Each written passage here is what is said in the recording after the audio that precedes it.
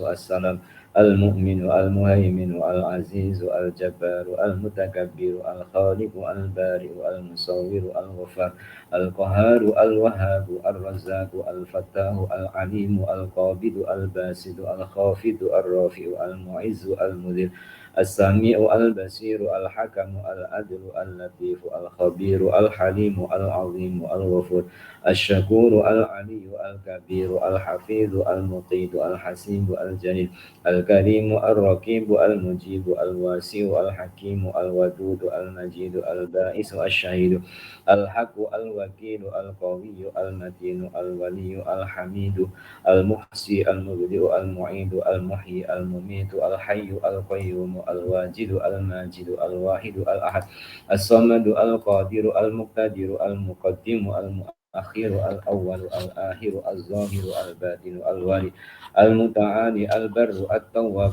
المنتقم العفو الرؤوف ملك الملك ذو الجلال والإكرام المقسط الجامع الغني المغني المؤتي المانع الضار النافع النور الهادي البديع الباقي الوارث الرشيد الصبور الذي لم يلد ولم يولد ولم يكن له كفوا أحد ليس كمثله شيء وهو السميع البصير.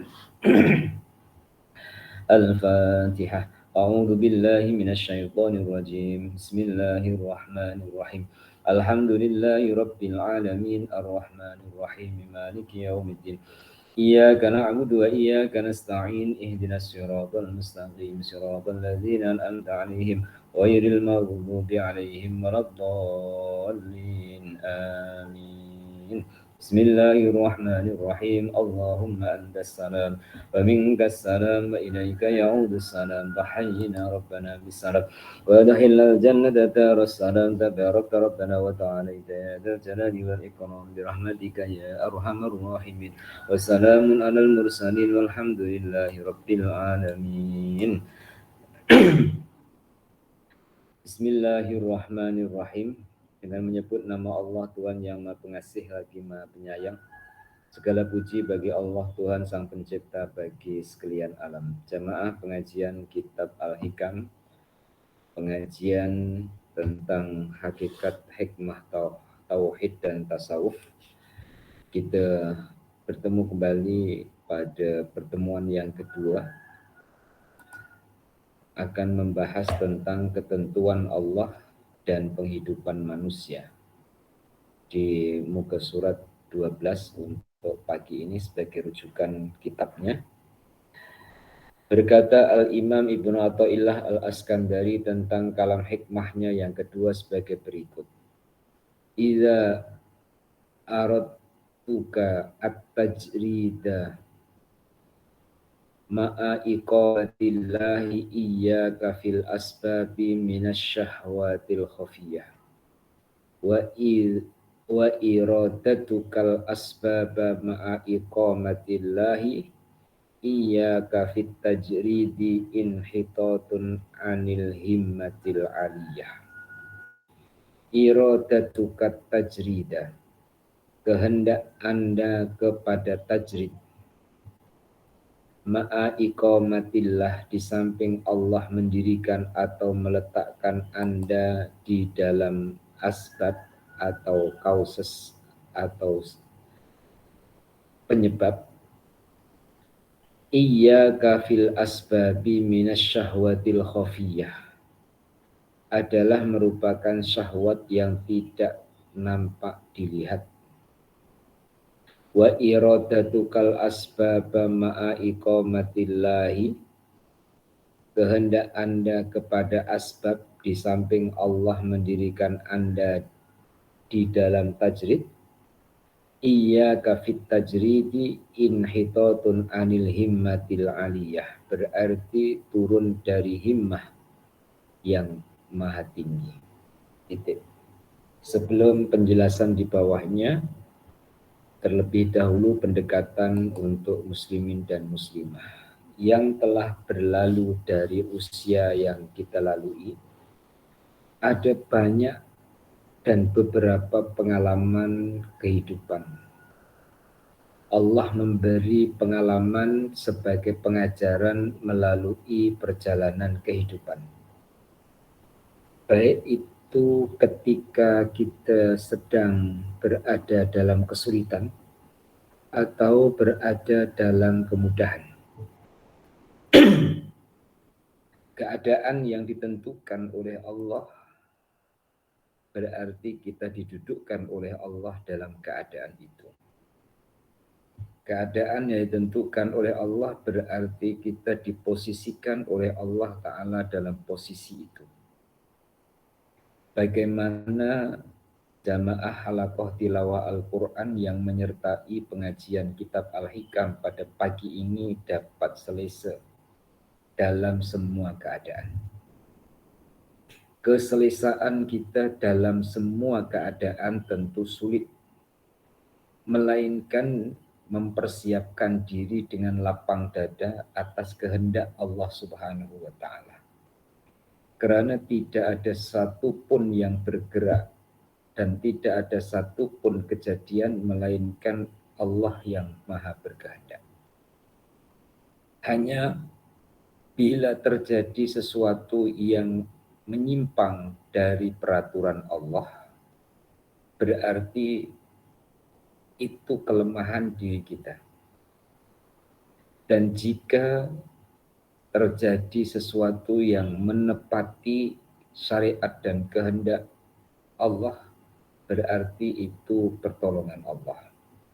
Jamaah halaqah tilawah Al-Quran yang menyertai pengajian kitab Al-Hikam insya Allah tidak meletakkan atau tidak menghubungkan keburukan dengan Allah.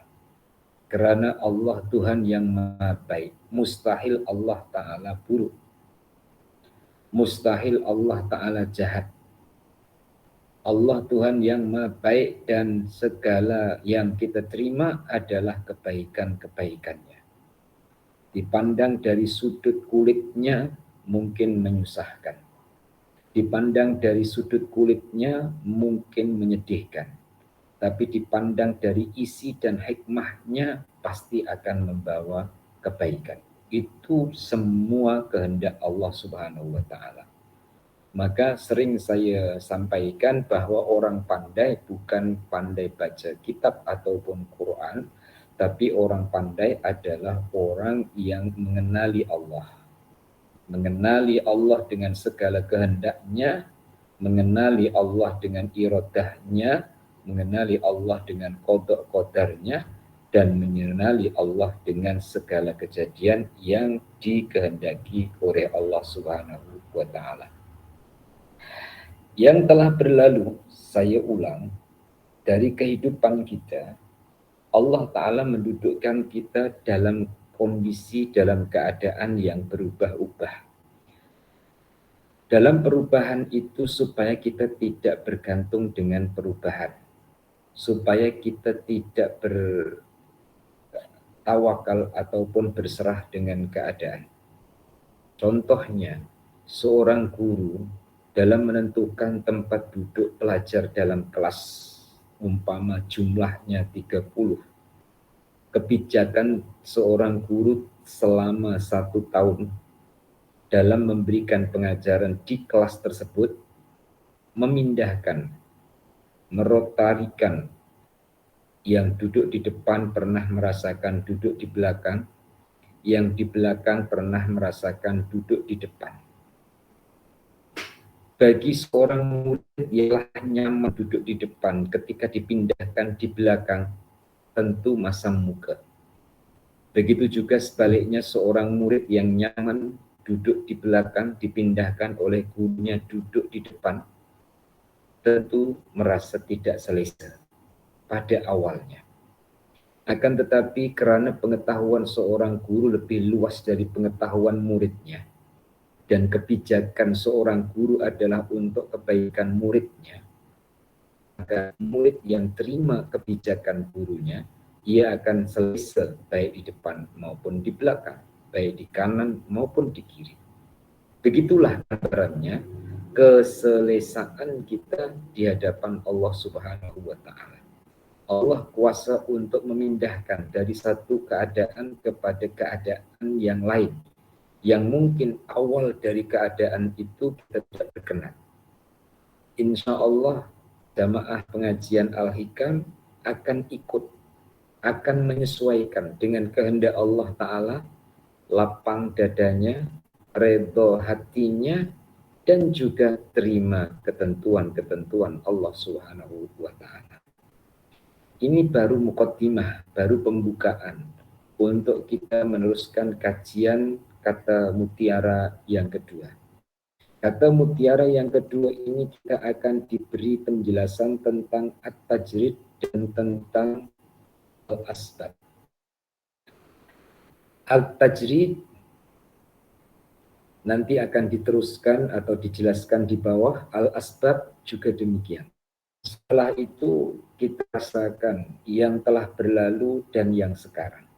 Apakah kita berada dalam kedudukan al-asbab atau kita berada dalam kedudukan at-tajrid? Untuk yang seterusnya terserah Allah. Karena Allah boleh jadi memindahkan dari keadaan at-tajrid kepada al-asbab atau sebaliknya. Kita ikuti penjelasan di bawahnya.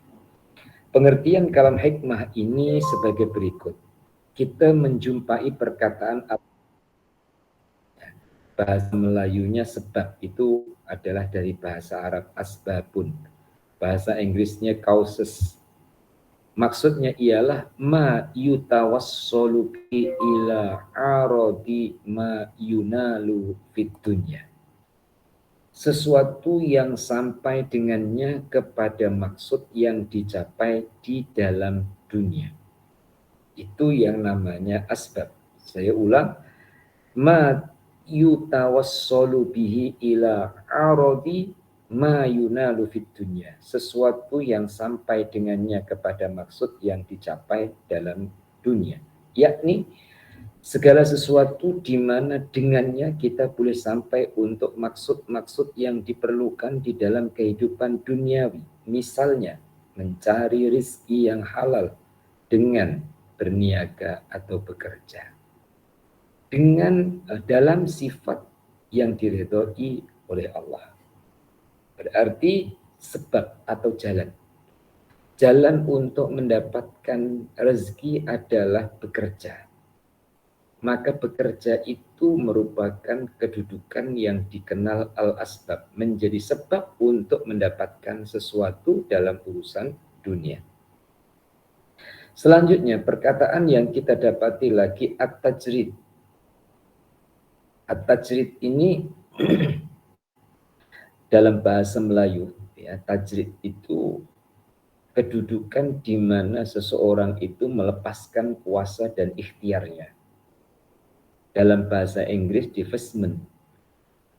Dalam penjelasan berbahasa Arab ada mutasyahulihi bitilkal asbab. Melepaskan diri dari al-asbab. Arti melepaskan diri dari al-asbab, ia tidak perlu sebab ia sudah mendapatkan sesuatu yang diperlukan. Berarti Allah mendudukkan ia bukan pada kedudukan al-asbab, tapi kedudukan at-tajrid. Manusia dalam penghidupan terbagi kepada dua macam. Satu, manusia yang ditentukan oleh Allah dalam status al-asbab.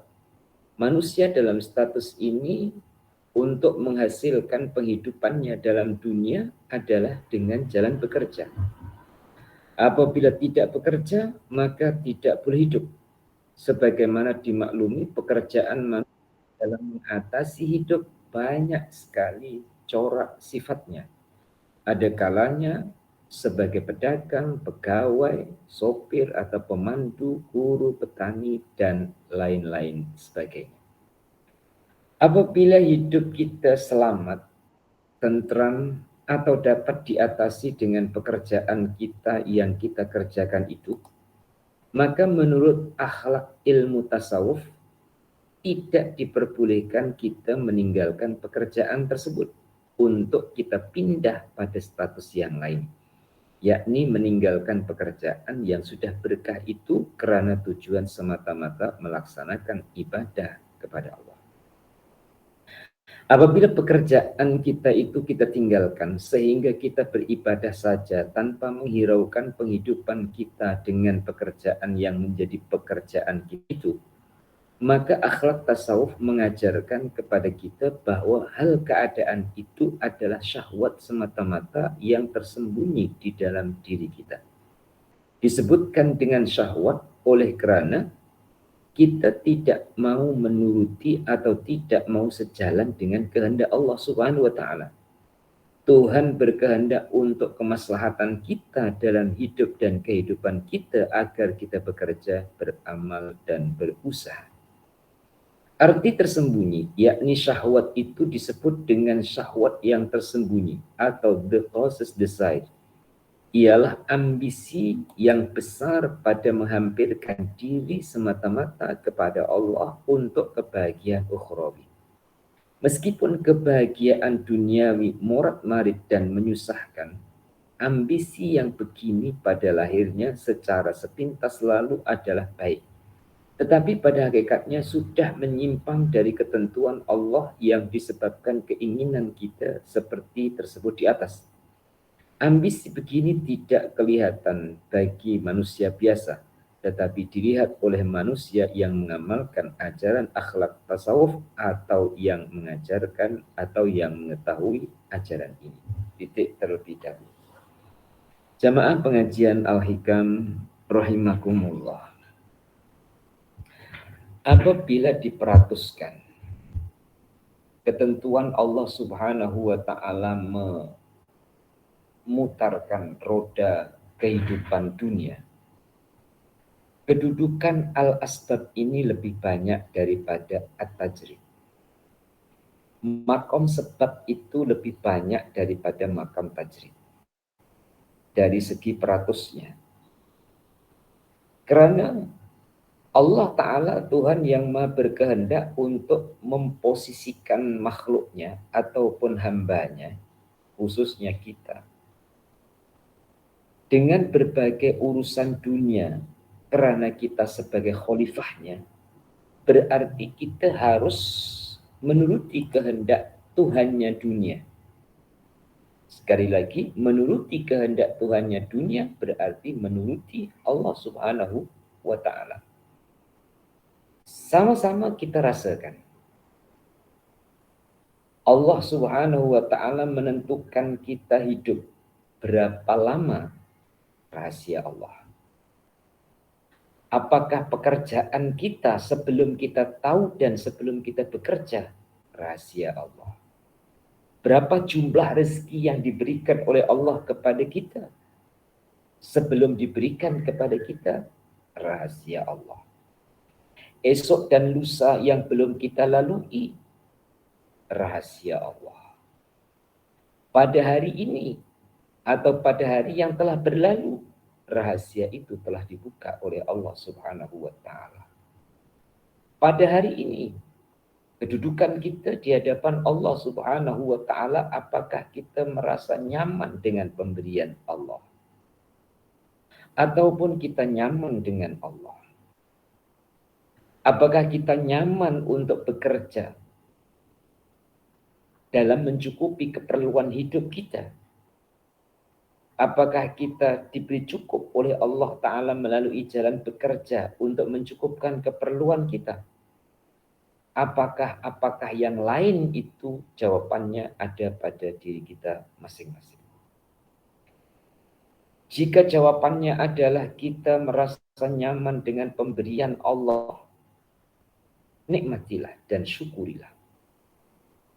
Jika kita nyaman untuk bekerja mengambil bahagian rezeki yang ditentukan oleh Allah untuk kita, semangatlah, lakukanlah, dan nikmatilah. Sehingga antara makam asbab dengan makam tajrid itu ada kesamaan jika kita cari persamaannya. Walaupun nanti pembahasannya ada perbedaan. Kesamaannya apa? Sama-sama tunduk dan patuh kepada kehendak Allah. Contohnya dalam hubungan sesama manusia. Ibu pada hari Ahad seperti ini, ya, memberi tugas ataupun memberi amanah kepada anaknya. Ada yang dikasih sapu untuk menyapu. Ada yang diperintah untuk kumpulkan baju kotor dicuci di mesin cuci, kemudian disidai. Ada yang diamanahkan, diberikan kain kecil untuk bersihkan meja, bersihkan tempat makan, bersihkan almari, dan lainnya. Ada yang disuruh, tidak diberikan alat apa-apa, tapi hanya disuruh. Ya. Disuruh untuk pergi, karena ada keperluan di luar sana untuk membeli sesuatu yang disuruh oleh ibunya. Ada yang tidak disuruh apa-apa, berada di atas katilnya, karena ibunya tahu dia sedang sakit ataupun dia sedang tidak sehat. Keadaan ini ibu yang menentukan. Yang dikasih penyapu jangan iri dengan yang dikasih tuala kecil. Yang disuruh pergi jangan iri dengan yang berada di rumah. Yang disuruh kerja jangan iri dengan yang duduk di atas katilnya. Bahkan ada juga karena anaknya ramai, yang dewasa itu tidak disuruh kerja apa-apa. Hanya disuruh untuk jaga adik kecilnya saja. Duduk saja. Jaga adiknya yang kecil, yang baru latihan merangkak, ataupun latihan duduk, kut-kut, atau kalau duduknya terpelanting jatuh, ataupun latihan merangkaknya naik ke tangga nanti jatuh. Disuruh jaga saja. Tiba masanya makan siang, semua yang tadi dengan tanggung jawabnya dipanggil semua untuk makan siang bersama. Muslimin dan muslimah rahimakumullah. Makam asbab, andaikan kita rasakan dalam diri kita, kita sedang diletak oleh Allah Ta'ala di makam asbab, dalam kedudukan ikhtiar dan juga usaha, kita nikmati dan jadikan itu sebagai ibadah kita kepada Allah Subhanahu wa Ta'ala. Ya.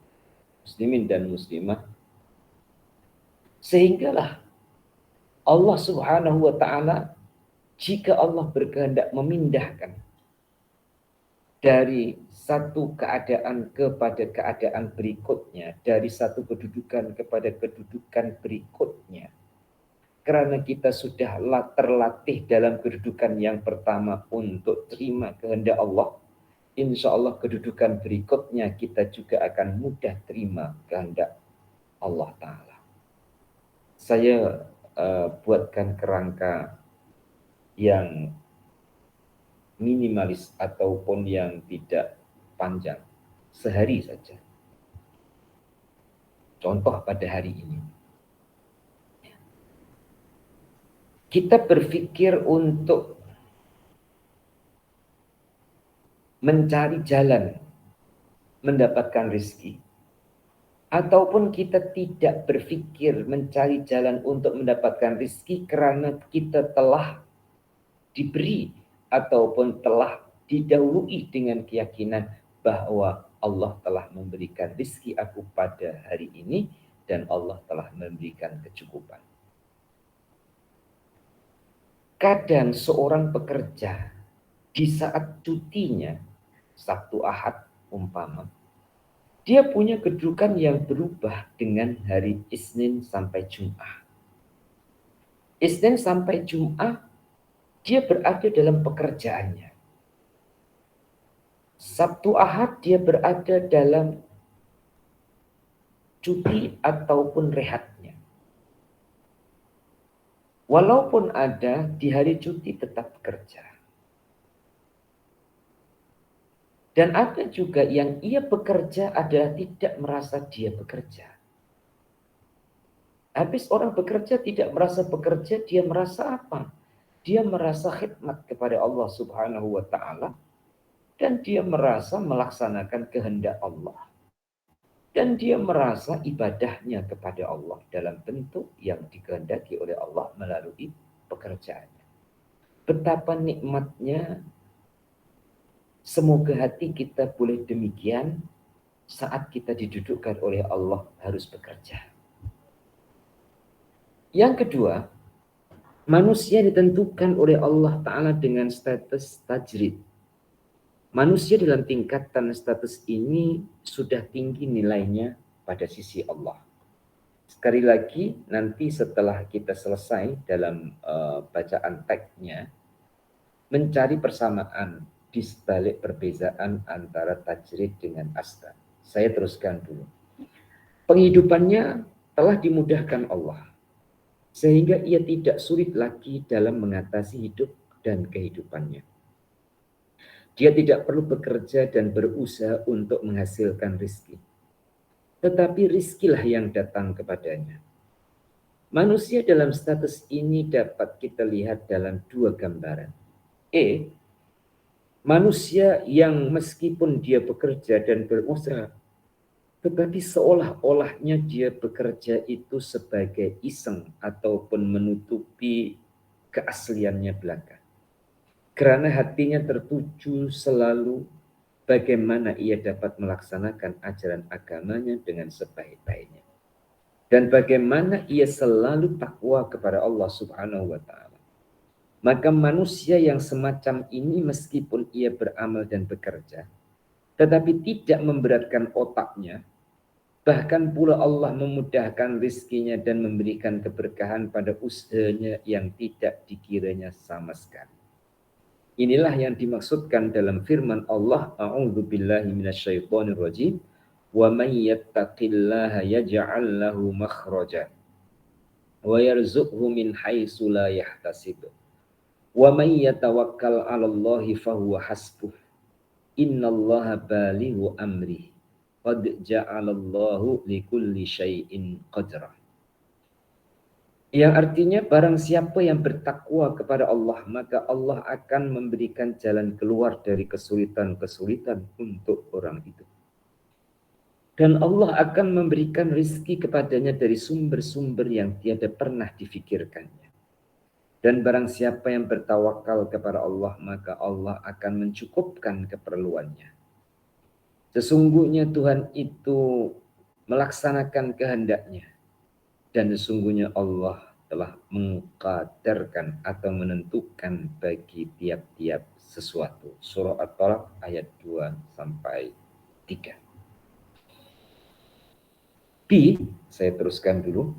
Ada makhluk manusia tanpa sama sekali tidak bekerja dan berusaha. Selain hanya beribadah saja kepada Allah yang Maha Esa, ibadah itu macam-macam sifatnya. Apakah pekerjaannya mengajar saja tanpa memungut upah, tetapi menuntun semua umat kepada ajaran-ajaran agama? Misalnya dapat kita lihat pada sebagian ulama-ulama kita di pesantren-pesantren, pekerjaan mereka adalah melulu mengajar. Jangankan bekerja seperti bersawah dan lain-lain, bahkan pula harta pun tidak ada, tapi rizki didatangkan oleh Allah kepadanya. Beras diantar orang, ikan dibawakan, musim buah-buahan, maka buah pertama kalinya diniatkan buat sang kiai dan lain-lainnya. Ini terjadi di daerah-daerah.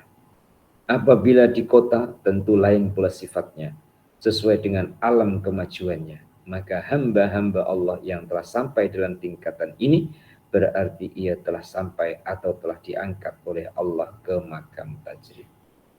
Muslimin dan muslimah, saya menarik kesimpulan dari perbezaan terlebih dahulu. Ya. Perbezaan secara fisik. Perbezaan secara fisik, orang yang berada dalam kedudukan asbab itu bekerja, dan orang yang berada di makam tajrid itu tidak bekerja. Ini fisik atau lahiriahnya perbezaan. Yang kedua perbezaannya adalah dari batinnya. Batinnya orang yang berada di makam asbab itu kepada jalan menuju keinginan atau kepada keperluan. Sedangkan makam tajrid, ia menuju kepada redhonya Allah.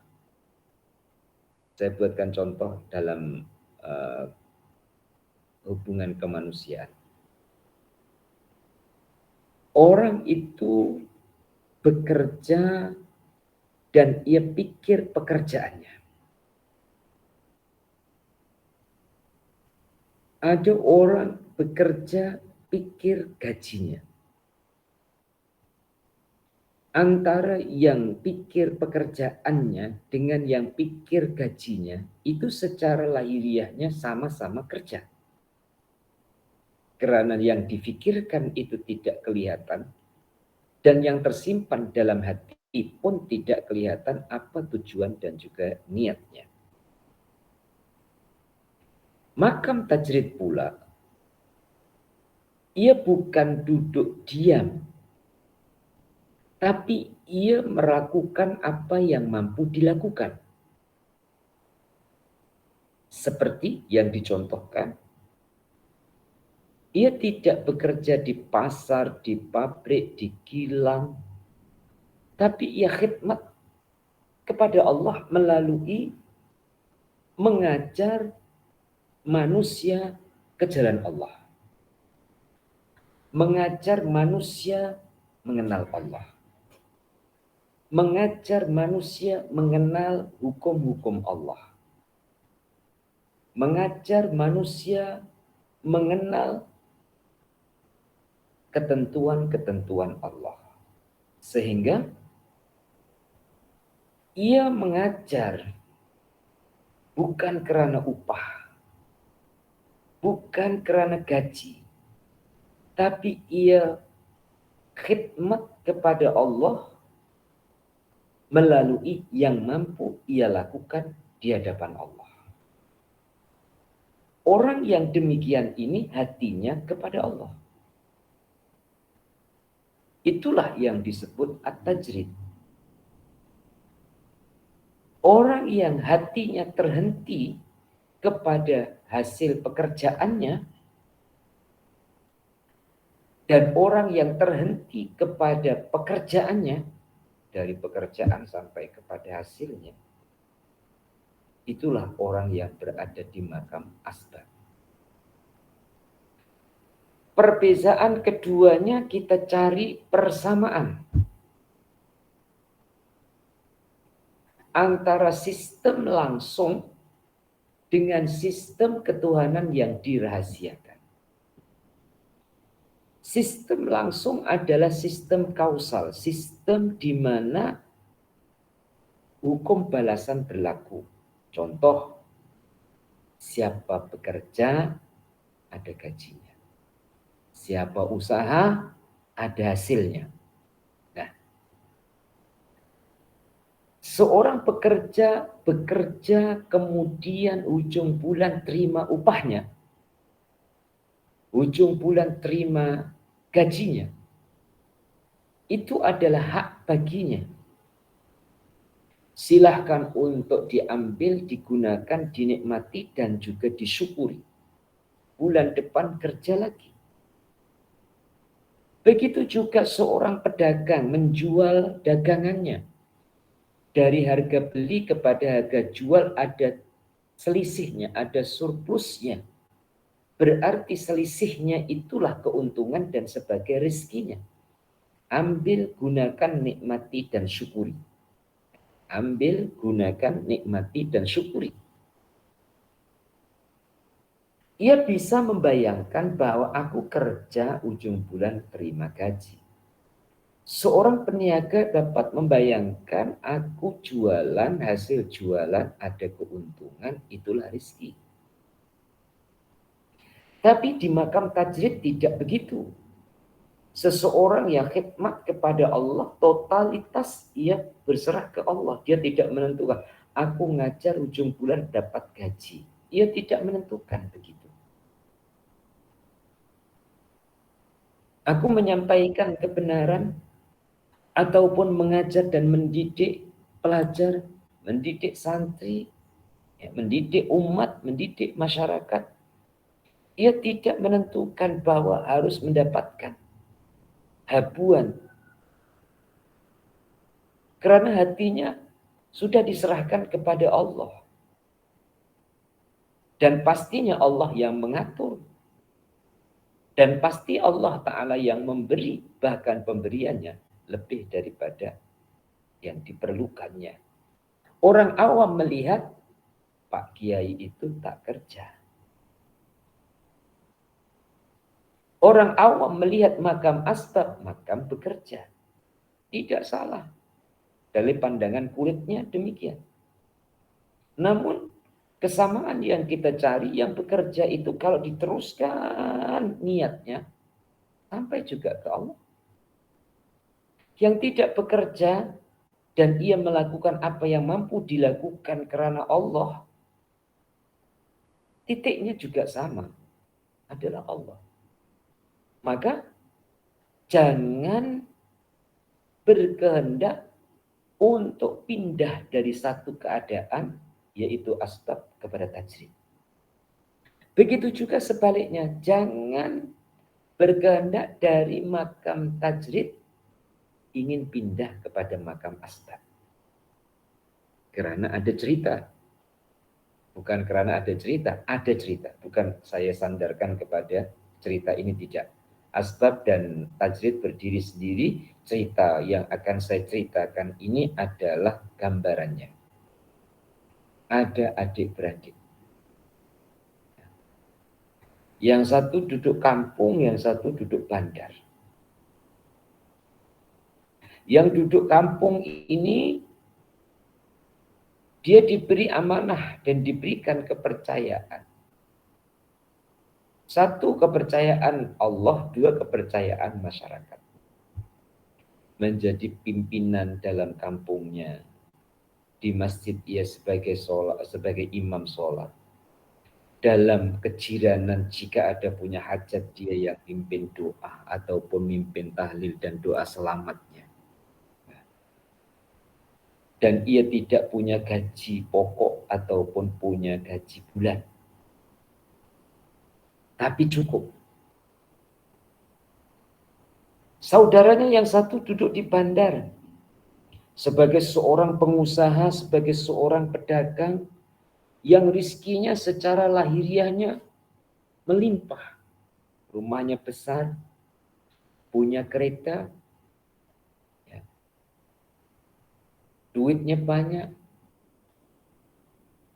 Antar keduanya mempunyai keinginan karena memandang dan saling pandang memandang.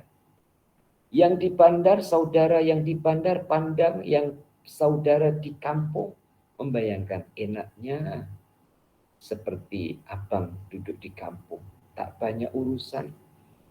Antara maghrib dan isya ngaji dengan budak-budak ataupun dengan orang kampung. Waktunya sholat boleh, sholat jamaah pergi ke masjid. Setelah sholat jamaah jumpa dengan jiran-jiran boleh bergurau. Ya. Kadang kalau malam Jumat ada more boleh makan bersama di masjidnya. Yang di bandar membayangkan enaknya abang yang duduk di kampung. Yang di kampung pula membayangkan enaknya adik yang duduk di bandar. Ada kereta, ada rumah besar, ingin sesuatu dapat membelinya. Ya. Yang di bandar ingin duduk kampung, yang di kampung ingin duduk di bandar. Kedua-duanya ini jika tidak berhati-hati dari sudut pandang hakikatnya, dia sudah mulai terpedaya dengan nafsu. Dia sudah mulai terpedaya dengan syahwat. Saya teruskan ceritanya. Yang di kampung ingin di bandar. Ia pun berusaha meninggalkan kampungnya, ingin duduk di bandar, bekerja supaya duitnya banyak, punya kereta, punya rumah. Yang di bandar ingin berada di kampung supaya dapat sholat jamaah, dapat ngaji seperti yang dia bayangkan abangnya. Kedua-duanya mengikuti syahwatnya. Yang dari kampung menuju ke bandar, ia bekerja, ia mencari kerja, ia ingin punya duit banyak, ternyata tidak seperti yang dia bayangkan. Ya. Karena dengan pekerjaan yang menghasilkan banyak uang, dia harus menggunakan tenaga dan juga pemikiran siang ataupun malamnya. Begitu juga yang dari bandar ke kampung. Ia membayangkan selesa duduk di kampung, ya, dapat bersama dengan jiran tetangga pergi ke masjid. Ternyata ketika ia lalui duduk di kampung, memanglah ia dapat pergi ke masjid ataupun ia dapat sholat berjamaah, ia dapat bersama dengan jirannya. Akan tetapi dia tidak dapat nyaman. Sebab ketika sholat ia ingat kekayaannya atau ingat dunianya. Maka dari dua keadaan ini tentunya yang Allah letakkan di bandar dinikmati. Jadikan itu sebagai ibadahnya kepada Allah. Pekerjaannya itu ibadahnya, bisnisnya ibadahnya, usahanya ibadahnya, perniagaan ibadahnya, dagangan ibadahnya. Tempat kerja sebagai sajadahnya. Yang didudukkan oleh Allah Subhanahu wa ta'ala di kampung, yang ia tidak punya pekerjaan seperti yang di bandar, tapi Allah Ta'ala berikan cukup, dan Allah Ta'ala berikan nyaman hatinya, diberikan ketenangan hatinya dan kebahagiaan dalam keluarganya. Terima dan nikmati. Terima dan juga dinikmati, juga disyukuri. Karena kedudukan itu adalah Allah yang menghendaki. Kuncinya kita redha, itulah tanda Allah Ta'ala redha. Muslimin dan muslimah, tentu pengajaran yang seperti ini, ya, pengaplikasiannya atau praktiknya, ya, muslimin muslimah harus bijaksana. Karena apabila seseorang tidak dengan bimbingan guru dan kebijaksanaan kemudian melangkah atau mengambil keputusan, yang keputusan itu berdasarkan kepada kemauan nafsu dan juga syahwatnya, andaikan kelihatan gembira, sebenarnya dia menyimpan kesusahan di hatinya. Sekali lagi, andaikan kelihatan gembira, sebenarnya menyimpan kesusahan di hatinya. Semoga jamaah ini yang mengikuti pengajian ini dibuka oleh Allah Ta'ala hatinya, kemudian terima dulu atas kehendak Allah Subhanahu wa Ta'ala, sampai Allah Ta'ala menghendaki kedudukan yang lainnya, sampai Allah memindahkan dari satu keadaan kepada keadaan berikutnya, ya. Yang jelas, ya, sebelum saya teruskan bacaannya, adalah ilmu air mengalir. Apa ilmu air mengalir? Air mengalir itu mengikuti dataran rendah. Walaupun kita buatkan saluran, tapi arahnya ke atas, tentu dia tidak akan mengalir ke atas. Walaupun tidak ada salurannya, air tetap akan mengalir ke dataran yang rendah. Ilmu air mengalir. Artinya, terima kehendak Allah Subhanahu wa ta'ala yang pasti terjadi. Kita siapkan hati yang lapang, yang longgar, ya. Hati yang redha, hati yang lapang, hati yang rela. Insya Allah muslimin dan muslimah semua keadaan jadi ibadah kita kepada Allah. Selanjutnya, hamba-hamba Allah yang telah diangkat martabatnya oleh Allah ke makam tajrid seperti dalam dua bagian di atas, maka akhlak tasawuf menganjurkan kepadanya supaya jangan turun ke makam al-asbab. Apabila ia turun ke makam asbab, berarti ia menurunkan nilai dirinya dari himmah atau tekad yang bermutu tinggi. Titik. Muslimin dan muslimah, hasil dari penelitian atau hasil dari kajian kemudian dituangkan dalam bentuk nasihat, ya seperti Kiai Muhibbuddin Wali dalam menasihatkan ini, yaitu tajrid di atas, asbab di bawah. Yang sudah diangkat di makam tajrid jangan berkehendak turun ke makam asbab. Oke. Sekarang sebagai tambahan dan perluasan, orang yang didudukkan oleh Allah di makam asbab dan Allah dudukkan di makam tajrid, ini punya kedudukan masing-masing di hadapan Allah. Boleh jadi yang berada di makam asbab lebih tinggi daripada yang di makam tajrid. Sekali lagi, ini adalah setelah memahami perbezaan untuk mencari persamaan dan mendapatkan perbezaan lagi. Contoh di kalangan para sahabat. Sahabat itu ada yang ditentukan oleh Allah Subhanahu wa ta'ala harus berdagang. Seperti Sayyidina Utsman itu berniaga. Seperti Abdurrahman bin Auf itu juga berniaga.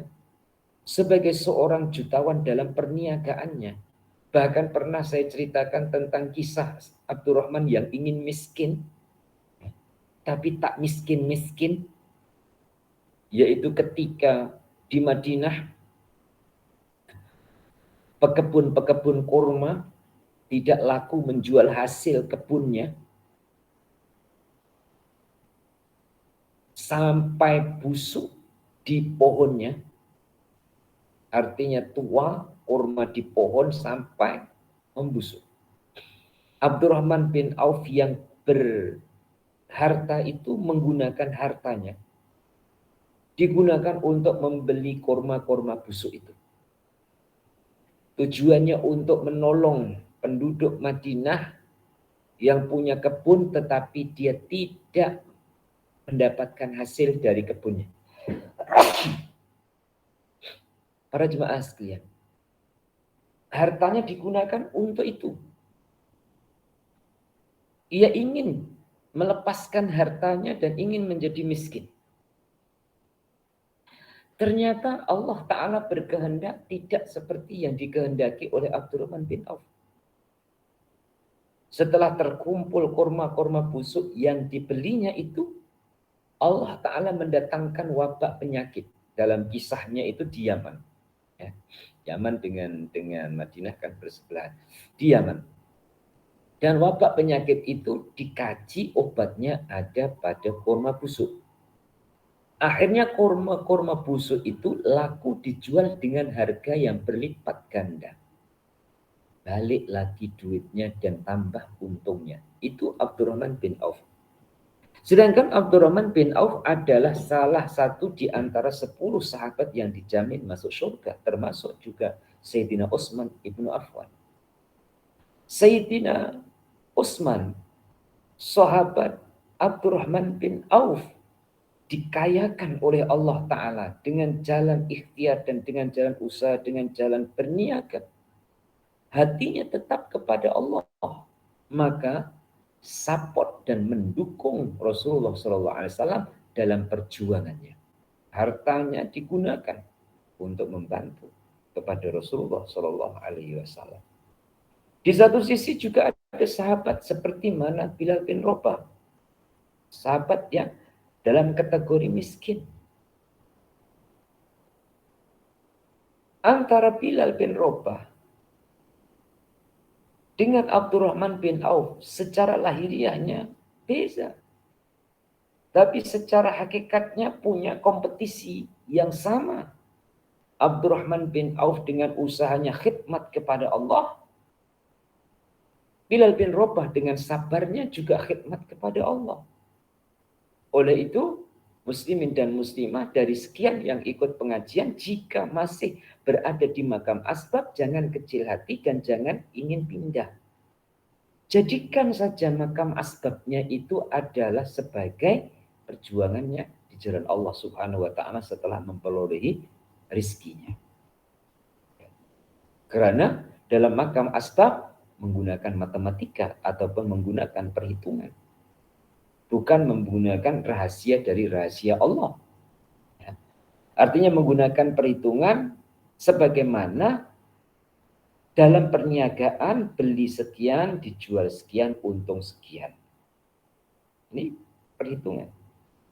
Dan Allah Ta'ala juga mengajar perhitungan. Apa yang diajar oleh Allah dalam perhitungan? Hasil dari kekayaannya adalah 2,5% dikeluarkan zakatnya. Itu berarti kan ada hitungan. Bagaimana akan mengeluarkan zakat jika tidak ada hitungan? Allah juga memuji kepada yang berdagang, yang berniaga, yang berada di makam asbab. Maka yang berada di makam tajrid, ya, yang tidak usah berusaha Allah Ta'ala cukupkan, jangan pandang rendah kepada yang makam asbab. Begitu juga sebaliknya. Selanjutnya, maksudnya, ia jangan turun untuk bekerja dan berusaha seperti orang-orang biasa. Karena apabila ia turun ke tingkat ini, maka ibadahnya akan terganggu, keberkahan yang telah dikurniakan oleh Allah kepadanya akan dicabut oleh Allah Ta'ala. Muslimin dan muslimah, sepintas spontan saya terinspirasi sebuah perjalanan kehidupan yang tidak terduga. Ya. Ada kemalangan terjadi sehingga merenggut nyawa suami dan anak-anaknya. Akhirnya seorang istri ini hidup tanpa suami dan tanpa anak. Dan walinya juga sudah tiada, ayahnya juga sudah tiada, abangnya juga sudah tiada. Mau tidak mau untuk mencukupkan keperluan hidupnya, dia kerja. Kerja melalui orang lain, cuci pinggan mangkok di restoran. Ataupun kerja melalui orang lain, jaga kedai, jaga gerai. Kerja-kerja yang seperti itu, Allah Ta'ala pindahkan yang asalnya ibu suri rumah tangga. Cukup berada di rumah untuk menjaga keluarga dan anaknya karena ekonomi dan keuangan melalui suaminya. Tapi ketika Allah menghendaki yang lainnya, maka dia yang asalnya dalam kedudukan tajrid nggak pikir kerja, dia pikir bekerja karena Allah menghendaki demikian. Apakah itu turun derajatnya? Belum tentu. Ya, maka muslimin dan muslimah, sekali lagi yang terus saya ulang, kita dengan orang lain selalu pandang yang baik ataupun yang positif. Ya. Karena belum tentu di hadapan Allah kita yang lebih tinggi dari mereka. Boleh jadi mereka yang lebih tinggi kedudukan di hadapan Allah Ta'ala. Kalau secara lahiriahnya mungkin dapat dibaca dia orang biasa, kemudian si fulan adalah orang bangsawan ataupun orang ternama. Tapi di hadapan Allah Ta'ala belum tentu seperti yang dilihat oleh mata. Walhasil bawahnya, tiap-tiap status atau tingkatan keadaan yang telah ditentukan oleh Allah kepada setiap kita, hendaklah kita menerimanya dengan redha dan ikhlas. Meskipun makam-makam antara kita sama kita berlainan. Kita tidak boleh mencoba-coba memindahkan diri kita dari satu makam atau status ke makam yang lain. Apakah makam yang lain itu lebih tinggi dari semula ataukah lebih rendah? Seperti turun dari makam tajrid ke makam asbab. Terkecuali apabila Allah Subhanahu wa Ta'ala telah memindahkan kita dengan jalan ada kala Tuhan tidak memberkati kita lagi pada satu-satu makom sehingga kita harus berpindah daripadanya. Misalnya saja, kita melihat bahwa dalam pekerjaan sehari-hari tidak menguntungkan kita lagi, baik pada dunia maupun pada agama kita. Namun begitu kita berkewajiban membereskan duniawi dan ukhrawi kita sebagaimana mestinya. Dengan demikian berarti sudah ada keinginan Allah kepada kita buat meninggalkan makam asbab untuk naik ke makam tajrid, dan demikian pula lah kebalikannya. Muslimin muslimah, ini ilmu rasa yang dituangkan dalam tutur kata. Tapi tutur kata tidak akan bisa menerjemahkan semua rasa. Dengan keterbatasan kata, saya mengolah kata. Semoga Allah Subhanahu wa Ta'ala memudahkan untuk memahami. Muslimin dan muslimah, saya beri gambaran yang pernah dulu saya sampaikan tentang tawakal ya. Tawakal itu ada 3 perumpamaannya. Satu seperti bayi dengan ibunya. Ikut ibunya tapi kadang nangis, kadang senyum. Gambaran yang kedua, tawakal itu seperti pekerja dengan majikannya. Ia kerja tapi ia selalu berharap untuk mendapatkan gaji ataupun upah dari majikannya. Gambaran yang ketiga, tawakal itu seperti orang mati. Totalitas sepenuhnya berserah orang mati kepada orang hidup. Mau dimandikan di rumah ataupun di masjid, ya, mau dibawa di atas keranda, dipikul oleh orang maupun di atas ambulan, ia tidak dapat, ia tidak menolak, ya, ia terima. Dari 3 gambaran itu kita yang mana? Kebanyakannya adalah seperti bayi dengan ibunya atau seperti pekerja dengan majikannya. Jika kita mengukur diri kita, kita menemukan tawakal kita seperti bayi terhadap ibunya atau seperti pekerja dengan majikannya, berarti dalam urusan kedudukan kita di hadapan Allah Subhanahu wa Ta'ala ya seperti tawakal kita kepada Allah. Tawakal kita kepada Allah, itulah keadaan kita. Mengharuskan keadaan kita harus bekerja, ia bekerja. Kemudian dalam pekerjaannya, dalam perniagaannya, rugi. Tidak balik modal, tidak ada keuntungan. Kemudian ingin untuk tidak bekerja. Oh, berarti saya dikehendaki oleh Allah tidak di makam asbab, saya dikehendaki oleh Allah makam tajrid. Tidak secepat itu untuk menyimpulkan. Ya. Boleh jadi Allah Ta'ala memindahkan dari satu pekerjaan ke pekerjaan lain. Tetap bekerja, tapi pekerjaan yang lain. Tetap berdagang dan berniaga, tapi dengan cara lain. Jangan terlalu cepat untuk membuat kesimpulan, oh saya dipindah oleh Allah ke makam tajrid. Karena terlalu cepat membuat kesimpulan yang dikendarai oleh nafsu, itu juga merupakan syahwatul khofiyah ataupun syahwat yang tersembunyi. Habis bagaimana?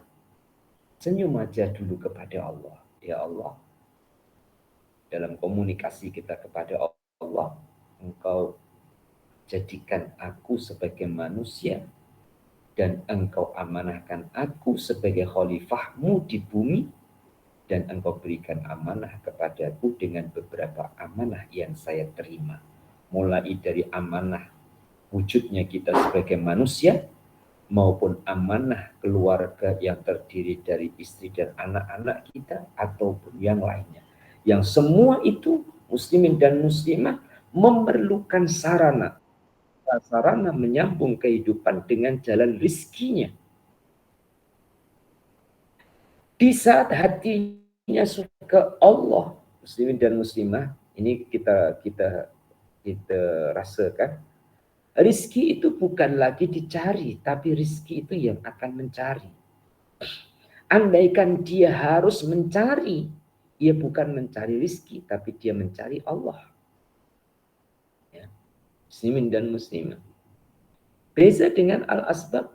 Andaikan dia mencari, dia masih mencari kepada rizkinya. Maka orang yang berada di makam asbab akan sampai kepada tajrid, walaupun tidak memindahkan keadaan asbabnya, jika ia sambungkan bukan berhenti pada rizkinya, tapi kepada Allah yang memberikan rizki kepadanya.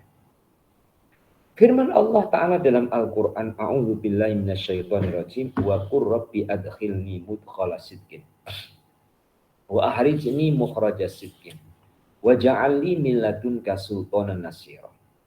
Dan katakanlah wahai Muhammad, ya Tuhanku, masukkanlah aku secara masuk yang benar. Dan keluarkanlah aku secara keluar yang benar.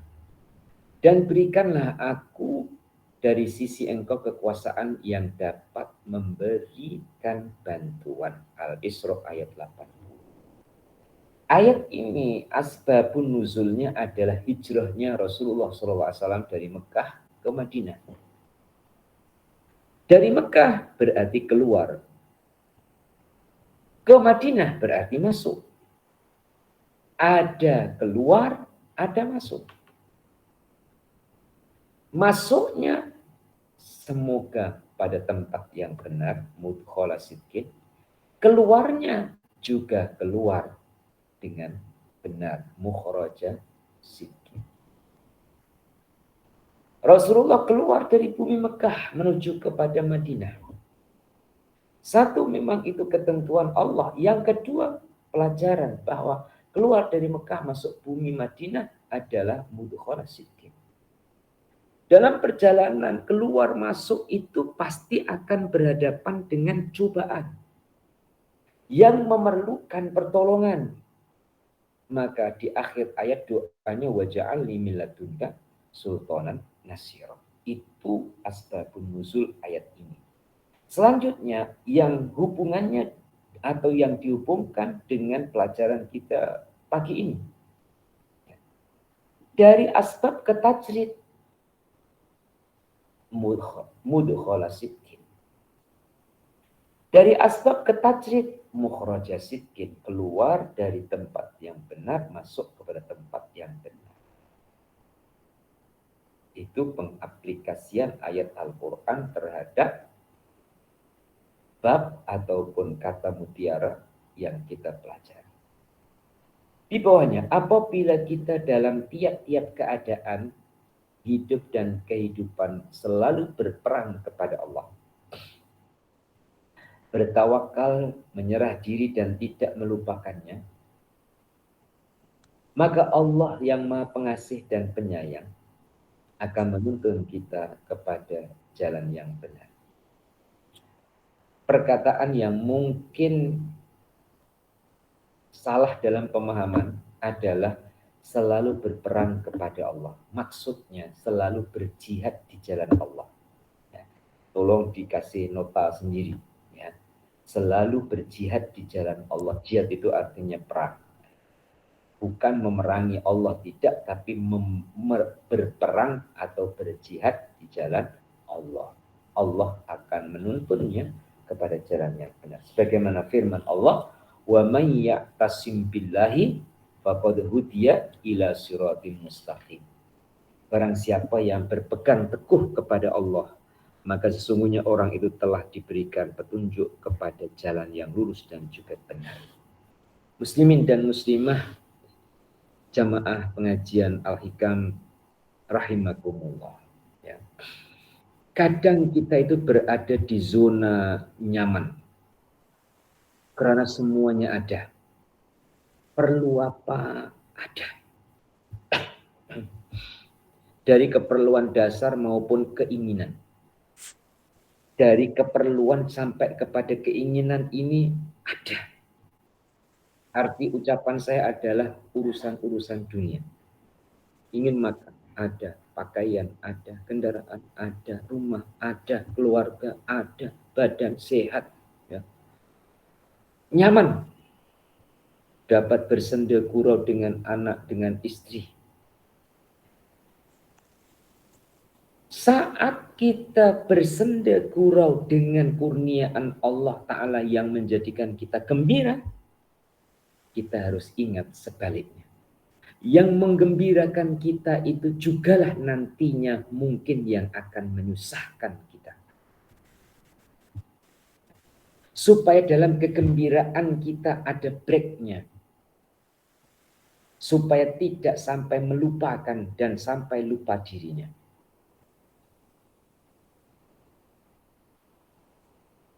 Banyak orang yang ingin hidupnya itu bahagia, tenang, nyaman, cukup. Itu hampir semua orang, bahkan ratusnya adalah demikian. Apakah di saat Allah Ta'ala beri kenyamanan dengan sesuatu selain Allah, kenyamanan kita dengan makhluk, adakah jaminan selamanya kita akan nyaman dengannya? Pasti jawabannya tuan-tuan puan-puan tahu, tidak. Tidak. Yang membuat kita senyum itu juga kadang membuat kita menangis. Ya. Yang membuat kita gembira itu juga kadang membuat kita susah. Maka bagaimana semoga yang membuat kita senyum itu akan jadi senyum seterusnya dan selamanya. Satu saja jawabannya, kita bawa ke Allah. Ya. Kita serahkan ke Allah. Di kalangan para nabi dan para rasul yang diceritakan dalam kitab suci Al-Quran ini, ada yang diuji oleh Allah Ta'ala dengan keluarganya. Walaupun seorang nabi punya anak yang menderhaka, walaupun seorang nabi punya istri yang menderhaka, apakah nabi itu kecewa dengan Allah diberikan istri yang menderhaka? Apakah seorang nabi itu kecewa dengan Allah Ta'ala diberikan anak yang menderhaka? Tentu jawabannya tidak. Sedikit pun tidak kecewa, tapi tetap dihadapinya. Berarti nyamannya para nabi dan para rasul yang diceritakan dalam Al-Quran adalah dengan Allah, bukan dengan makhluknya. Sekali lagi, tenang, bahagia, nyamannya para nabi dan para rasul dengan Allah, bukan dengan makhluknya. Mari kita rasakan bersama. Ya. Dari kurniaan Allah Ta'ala yang kita rasa nyaman. Puan-puan duduk rumah nyaman. Hari ini hari cuti bersama dengan anak-anak nyaman. Sarapan pagi bersama.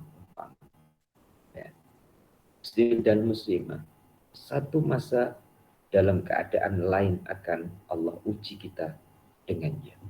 Maka tuan-tuan dan puan-puan, kenyamanan yang kita rasakan harus kita upgrade bukan karena makhluk, tapi adalah karena nyaman dengan Allah, nyaman dengan kurniaan Allah, nyaman dengan fadl ataupun pemberian Allah.